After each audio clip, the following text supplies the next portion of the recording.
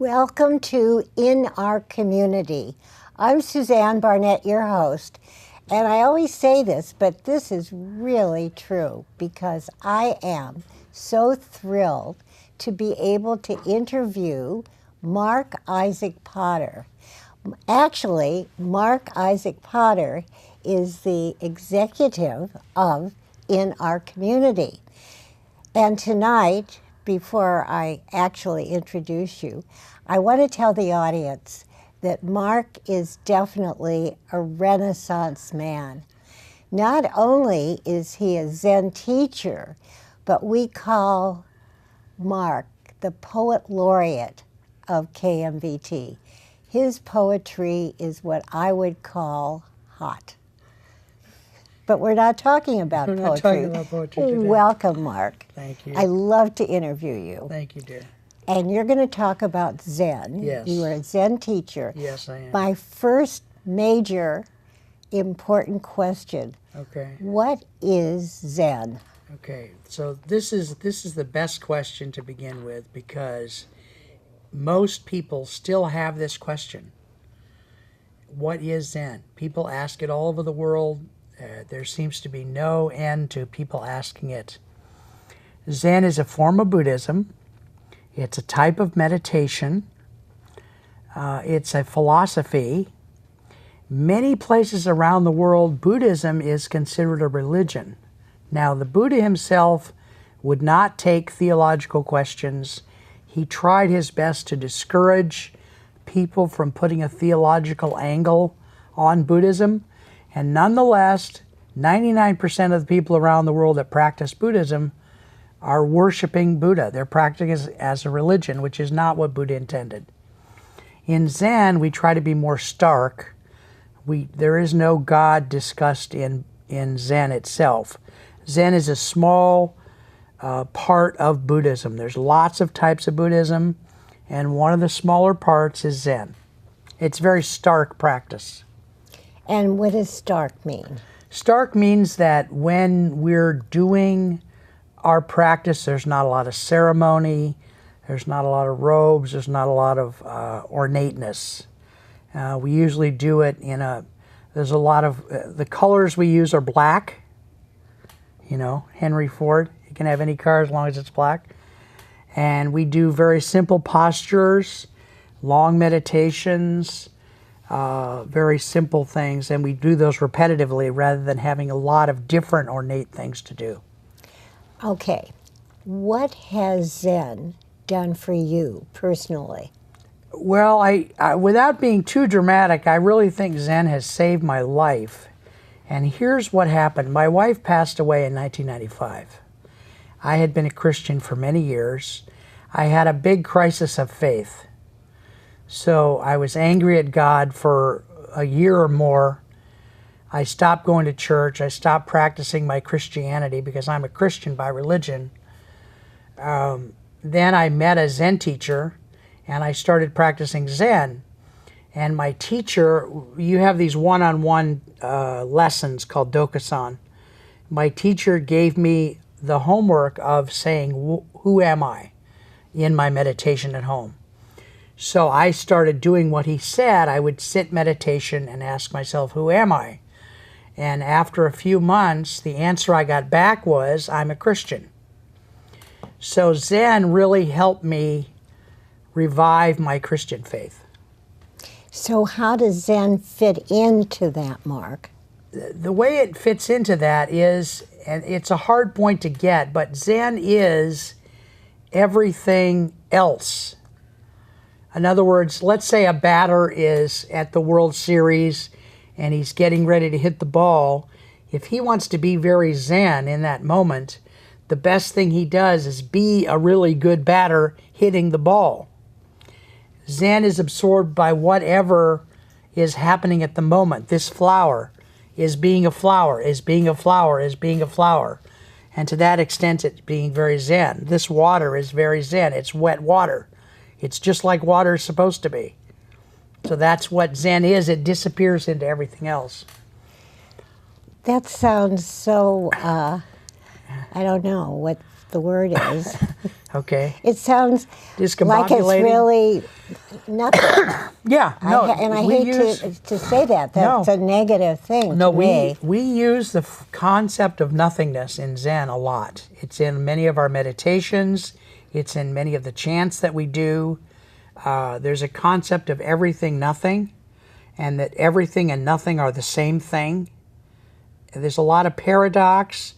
There's a lot of things for a beginning student that seem like contradiction in Zen. Yeah. So usually when people start, the first few years are very difficult because most teachers, and I try to do this differently, most teachers don't cut the new student a lot of slack. They tell them things the way the teacher was trained, and if the student can do it, fine, and if the student walks away, fine. And I feel like there's another place that we could have in Zen that's more introductory. I'm trying to be more introductory without giving away the store, without saying things that aren't true or trying to define Zen. Zen is not really definable, so we really wind up talking around it no matter how carefully and how much of an explanatory way we talk about it. It's still ineffable. You've been teaching Zen for many years, right? Many years, yes. Could you tell us a story, a dramatic story about one of your pupils? A dramatic story about one of my pupils. I used to teach a class called Being, Listening, and Speaking Dynamics. And in that class, I would put droplets of Zen. And the class taught people how to use their voice more powerfully, using Zen. So this one woman, and the way we did it was we would define something in their life that was one exact moment, the be here now concept, and we would target that and then physiologically have them remember a moment of power in their life. So this woman worked at a theater, a regular theater where you see a play, and she worked in the ticket office, and she was having a lot of stress at work. The phones were too much, da-da-da-da-da. So I worked with her a long time, and the target we came up with was Redwood Stump, because she liked to walk out in the forest. She was very relaxed when she was in the forest. And so after the class, it was a weekend class, Saturday, Sunday, she went back to work, and she was doing better, and I called her up in the middle of the day like a customer. And when she answered the phone, I said, Redwood Stump, and she started laughing. She was much more relaxed at work, so it helped her. So in other words, what you could do with Zen is just about anything. Just about anything. You can do practical. I wouldn't cross any moral boundaries, but practically speaking, you can do just about anything. How many people in the world would you say that are Zen people? I would say more than 6. Yeah.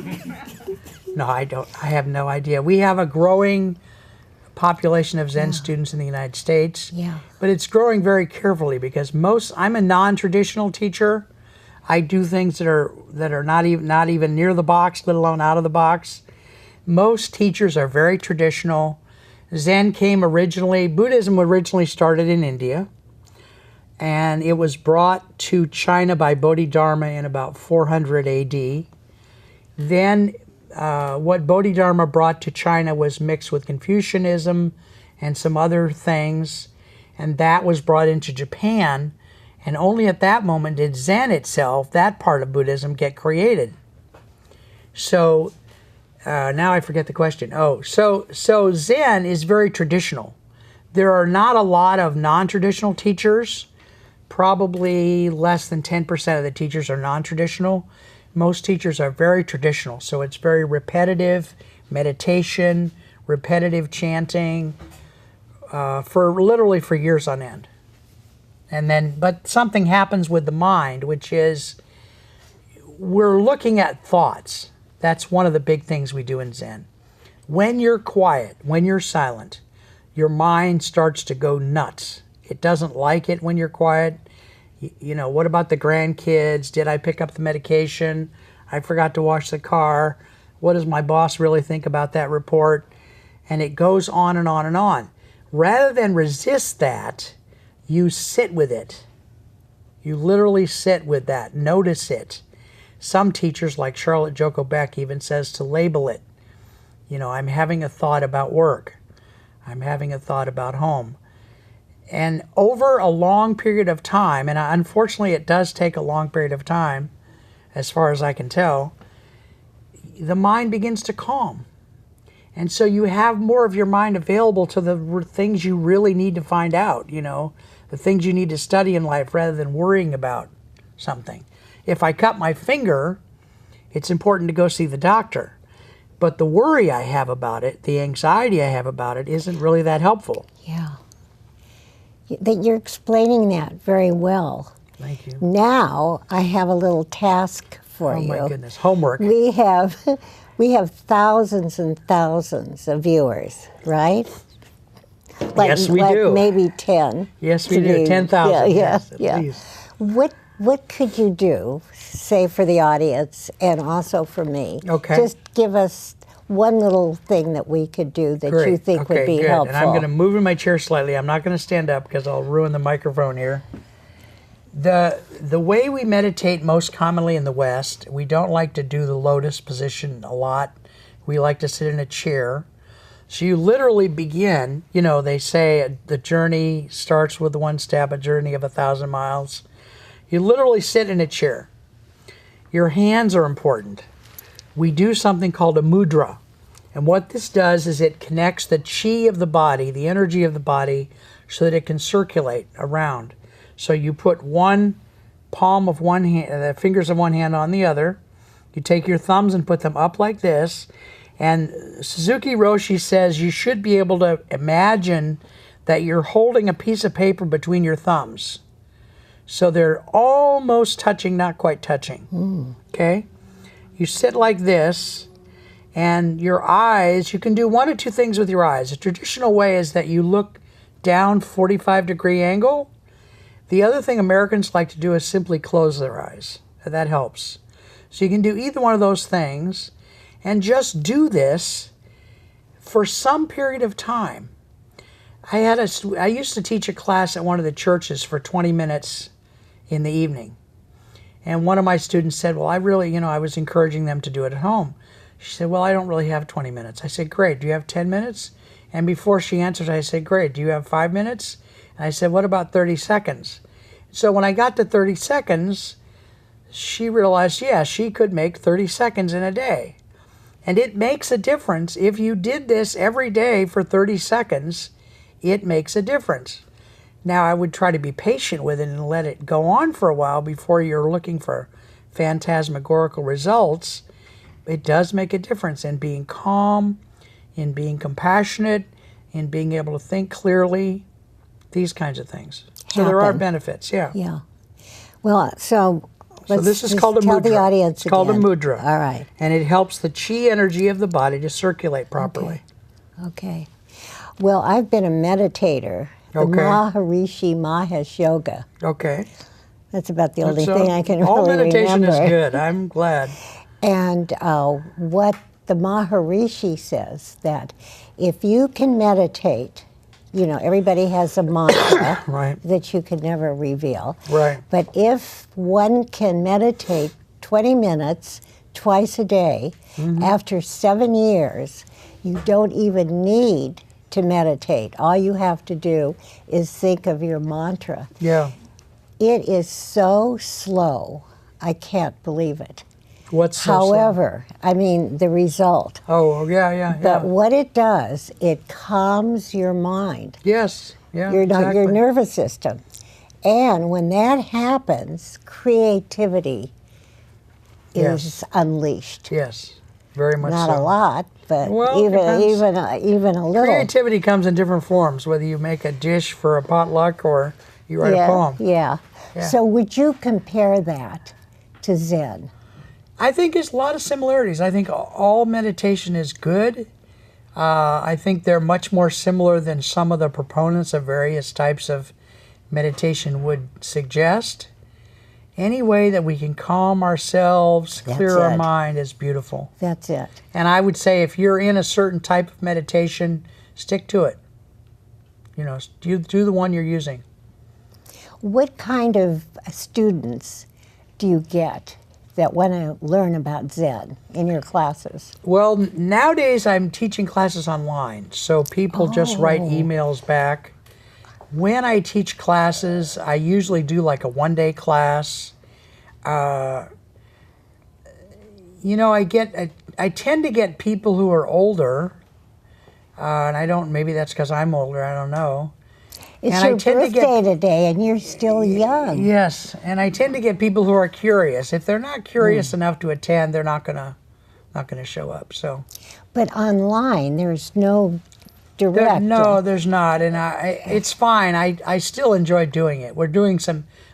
2 years ago online, we did some in-depth stuff, and this year, this is the third year, we're just doing fun stuff this year. Like what?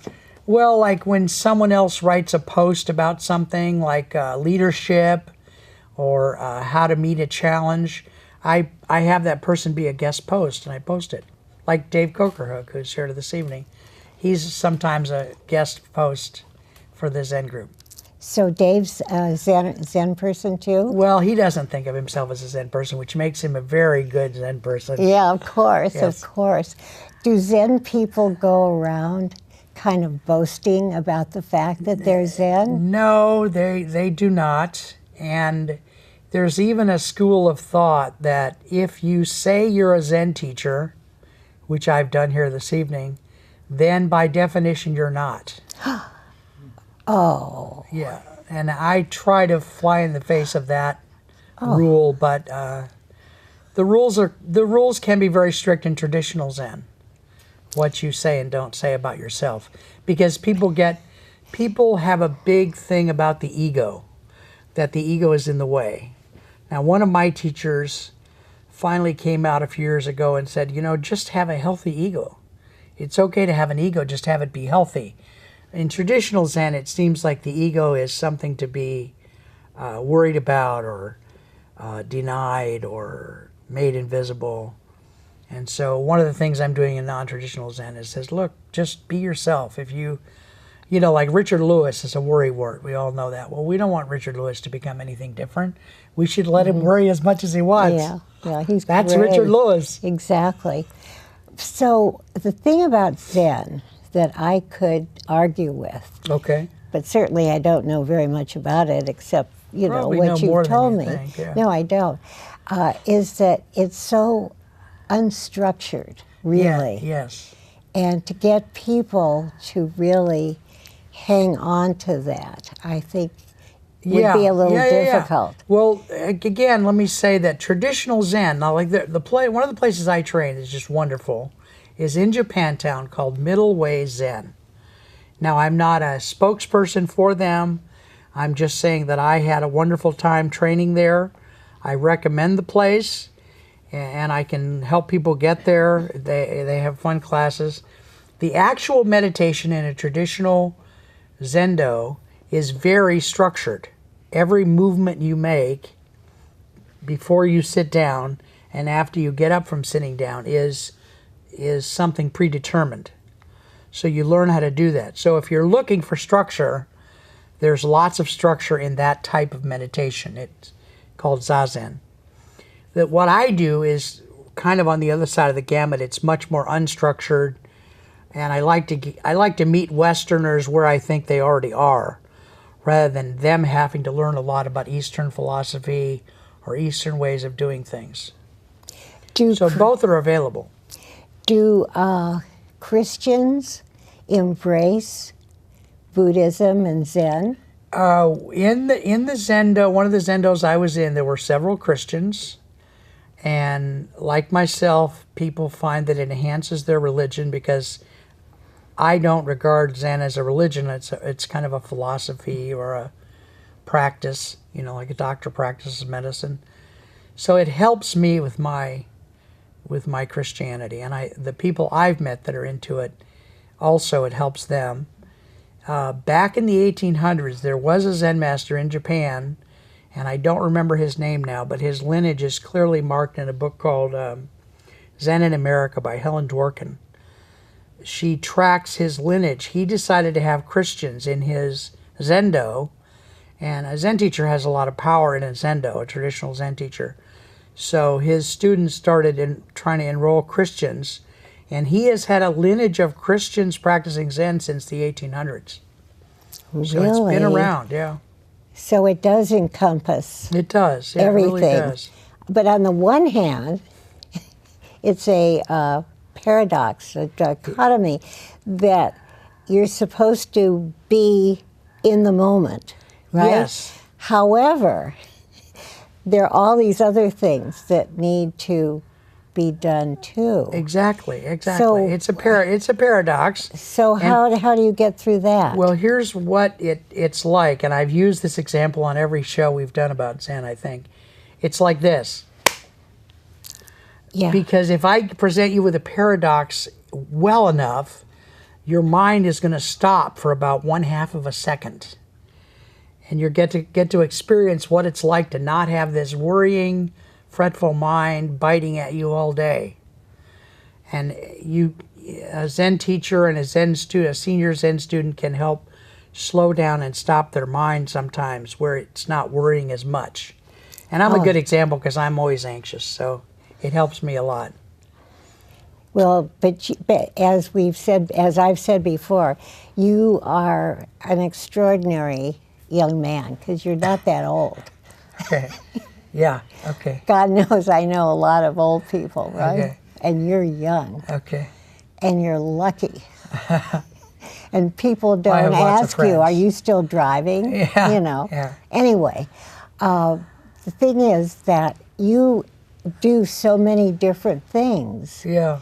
And do you think, because we're on the subject of Zen, right. do you think that Zen, personally for you, Yeah. has really helped that? Yes, it enhances. Okay. It enhances each thing I do, whether I'm trying to get a big piece of chocolate cake on my birthday, or I'm trying to write a poem, or I'm smoking a cigarette. I'll say something non-conventional. You don't do that anymore, Yes, do you? I do. Oh, dear. Yeah. I still enjoy it. I'm shocked. How unconventional I is that? didn't know we were going to talk about I that. know. We shouldn't talk about this. No. Anyway, I have a penchant for talking about things we're not supposed to talk about. well, that's what makes our kind of TV so interesting. There was a Zen teacher back in the 1800s. There's a story. He left the village to go run errands. After he left the village, his hut started on fire, and the villagers were risking their lives to save his things. And when he came back, he started throwing his possessions back into the fire. So this type of story, and there's hundreds of these stories, and there's thousands of riddles, Zen riddles, that students work with to try to make the mind think differently. What is he doing? He's making a statement that I don't need my possessions. I can be rid of them. But it sounds offensive to the villagers who are risking their lives. So the story is also upsetting. And it helps that it's upsetting because that helps temporarily stop the mind. You know, it's just like another story, and I won't tell too many of these, but there's hundreds of them. A guy goes in to talk to the Zen teacher, and he says, I want to be a Zen teacher. I want to be a really senior student, and he hadn't done anything yet. So the Zen teacher puts a cup on his desk to pour the man some tea, and as he's pouring the tea, the Zen teacher lets the tea flow more and more over the top of the cup, over the desk, onto the floor, and the man is all upset. And the teacher turns to the man and says, just the way this cup is full, your mind is so full that I cannot teach you. And he turned him away. What a good example. Yeah. We only have just about a minute left, Okay. and I want to thank you. And this is so special. It's so special because I have interviewed you before, and I don't need any notes. You know, it just flows because you're such a great person. You're wonderful, sweetie. And a great guest, of course. And I only wish you the best of health, because that's the most important, and a wonderful, long life. Thank you, dear. Bless you. Namaste. And what do I say? Namaste. Namaste. Yeah, I like that. And I want to thank our crew. I don't know if our audience realizes that all of us are volunteers. Yep. So we would be millionaires, wouldn't we? We've done this so long. Yep. But I love this so much. And I love our crews. We couldn't do any of this without our crews. And of course, this is major and a bit zen. I want to thank our audience for watching, and guess what? I can't wait to see you next time. Bye-bye. Mwah. More. Mwah. Mwah. Here.